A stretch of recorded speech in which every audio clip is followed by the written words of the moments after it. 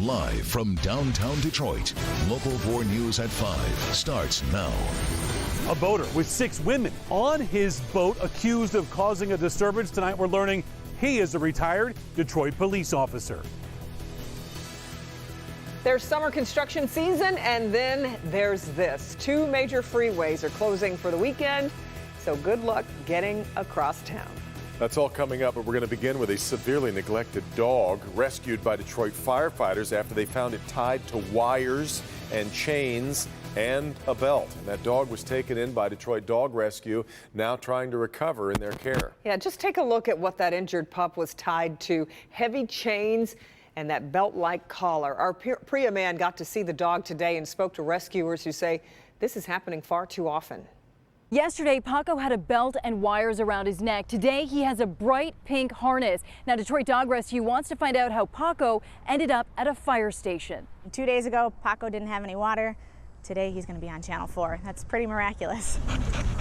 What a difference a day can make. Thursday morning, this pit bull named Paco was in distress, wearing a painful makeshift collar and dragging a heavy metal chain. He's been cut by the wire that was on, or the belt.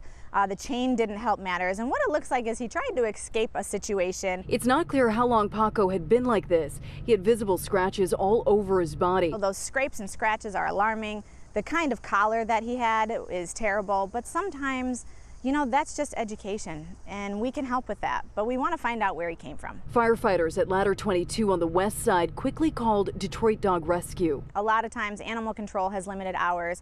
Our police in Detroit are so busy, so it's nice to have these guys on our team and all of us working together. Paco isn't severely underweight, but was neglected and exhausted from the heat. Rescuers want to know how Paco ended up alone. So he came up to the firefighters very exhausted, and of course the guys at the engine houses are always great, and they gave him some water until we could get there and took care of him. Detroit Dog Rescue saves up to 30 dogs a week, just like Paco. The no-kill shelter giving man's best friend a second lease on life.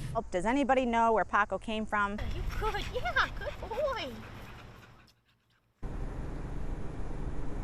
And Detroit Dog Rescue is hoping the owner will come forward, or if anyone knows the circumstances to how Paco ended up alone and at this fire station, they want to hear from you. You can give them a call or Detroit Police. Reporting live, I'm Priya Mann, Local 4. So what about Paco, Priya? Do you know whether he's going to be adopted? Well, Kim, the Detroit Dog Rescue has a mandatory 7-day hold on Paco. They're hoping the owner will come forward. If they don't feel like Paco was being abused, that dog could be returned to the owner, or it's very likely that dog's going to be adopted real quick. Yeah, it's a good-looking dog. Okay, thanks, Priya. Let's get to breaking news now out of Canton Township, where a road is now closed due to a serious accident involving a motorcycle. Right now, this is Lily Road, just south of Cherry Hill Road, and it is closed. A white SUV has damage to the driver's side. As you see, the motorcycle is basically laying on the lawn of that home. Still awaiting word on how many people were hurt and exactly what led to the accident, but we will have updates just as soon as they come in. For now, Lily Road there in Canton Township is shut down. We've now learned the boater accused of causing chaos at a restaurant in Wyandotte, leading police and the Coast Guard on a chase down the Detroit River, is actually a retired Detroit police officer. 65-year-old Kenneth Cook was stopped near the Ambassador Bridge after police say he ran off drunk in his boat from the waterfront restaurant. We bring in Sean Lay. Chief Craig is weighing in on this now. Sean. He's weighing in big time. He's not happy. We'll hear from the chief in just a moment. I'm learning tonight it took 5 different law enforcement vessels right here by the Ambassador Bridge to get this former police officer just to stop his boat after a wild scene right downriver. Tonight, we're learning that the boater police and sheriff's deputies describe as wild and out of control is a former Detroit police officer. Kenneth Cook is 65 and pulled up Sunday to Wyandotte's waterfront restaurant with 6 women in bikinis, ages 28 to 31, twerking and raising all sorts of commotion. The manager says Cook was drunk, demanding a table. There was a wait. Cook and crew took a table anyway, demanding alcohol. When the manager said leave, she says threats were being screamed. She had to call the police. Cook and the women got back into the boat and took off, flipping off police as they sped away. When the Wayne County Sheriff's Marine Division finally caught up with this party boat near the Ambassador Bridge, they had to load Cook onto their boat. A little after he's seated, he started going going nuts. Deputies say Cook was struggling with them, refusing to wear a life jacket. Deputies finally got him on shore, and that's when they say Cook dropped his shorts. Started pulling out his pants because he was going to pee on the ground right there. Chief James Craig not happy with his retired officer. It certainly does stain our badge. I mean, when you leave here as a retiree, you are still representing this department. We've been trying to get a hold of Kenneth Cook and some of the women on the boat for their side of all this. So far, we've not heard back from any of them. We do know the charges right now from the prosecutor's office: fleeing and eluding, this is for Kenneth Cook, resisting and obstructing, plus disturbing the peace. You'll notice no charges for any type of intoxication here, public intox, or operating that boat. The prosecutor's office says the police and sheriff's office did not have any evidence to that, so they didn't charge with that. Back to you. Well, Sean, we mentioned the others on the boat, 6 people. What happened to them? Yeah, they took him off the boat. The 6 ladies are there on the boat. None of them could pilot the boat back, so the boat was impounded with them on it. They reached shore, and then they were free to go. Wow. Yeah. All right, Sean. Well, this is what they call a Chamber of Commerce day. Snap all the postcards and get them sent out all over the place because it's perfect in Metro Detroit. We'll take it for sure heading into the weekend, especially. Let's get over to Andrew. He's in for Ben tonight. Are we going to keep this streak going, Andrew? Picture perfect indeed. And yes, we will, Kimberly and Devin. Beautiful weather as we go through this afternoon, the rest of the evening, and into tonight, and especially into your weekend. Let's talk about the good news first. Mostly sunny skies out there right now, upper 70s and low 80s, and still comfortable. We've got 80 degrees for our friends in Pontiac. Good afternoon, Adrian. You've got 83 at this hour, 83 over at Metro as well.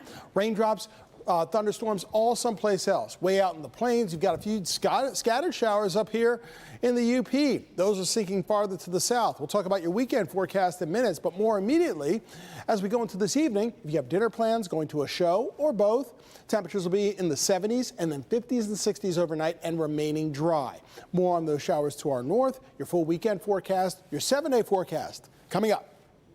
Okay, Andrew, a major decision today in the case of Eric Gardner. He's a New York City man who died after being put in a chokehold by a police officer. An administrative judge says the officer involved should be fired. So let's get to Larry Spruill. He's live in the newsroom tonight. Larry, this doesn't mean that he's officially been fired, correct? Well, yeah, good evening, Kimberly. Not yet, but this is a very strong recommendation that he should be fired. Now, this comes just weeks after Attorney General William Barr declined to bring federal charges against the officer. But today, both New York City's mayor and his family spoke out. This has been a long battle. 5 years, too long. But Friday, Eric Gardner's daughter, Emerald Snipes Gardner, says there's light at the end of a very dark tunnel. You may remember Eric Gardner. He was choked by a police officer during an arrest. His last words, "I can't breathe," started the infamous Black Lives Matter movement. Thousands across the nation protested, demanding police accountability for the killing of unarmed black men. Friday, a New York Police Department judge says Daniel Penaleo, the officer accused of choking Emerald's father, should be fired. And finally, somebody has said that there's some information that this cop has done something wrong. Now, this case, 5 years in the making, many outraged that something was not done sooner. But this recommendation is weeks after Attorney General William Barr declined federal charges against Daniel Penaleo. Friday, New York City Mayor Bill de Blasio addressed the case. Justice Department has to ensure speedy justice. It's right there in the Constitution. There can't be a process that goes on 5 years ever again. Meanwhile, Officer Daniel Penaleo's team says they will fight this. Today is one of the saddest and most damaging days in the history of New York City and the New York City Police Department. The decision that was passed down today, saying that this police officer was reckless, is ludicrous. And Penaleo is currently suspended. Meanwhile, the city agency that prosecuted the officer and his attorneys will have 2 weeks to respond to the recommendation. After that, New York City Police Commissioner has the final word. We are live in the newsroom tonight. Larry Spruill, Local 4. All right, Larry. Well, for the first time since suffering a stroke back in May, Dan Gilbert is personally thanking his employees in a video that was released to them, a short internal clip in which Gilbert speaks clearly, saying he's in Chicago recovering. He appears thinner since we last saw him, but strong and steady, while congratulating his team on a record quarter. Quicken Loans, though, says they are not going to be releasing the video.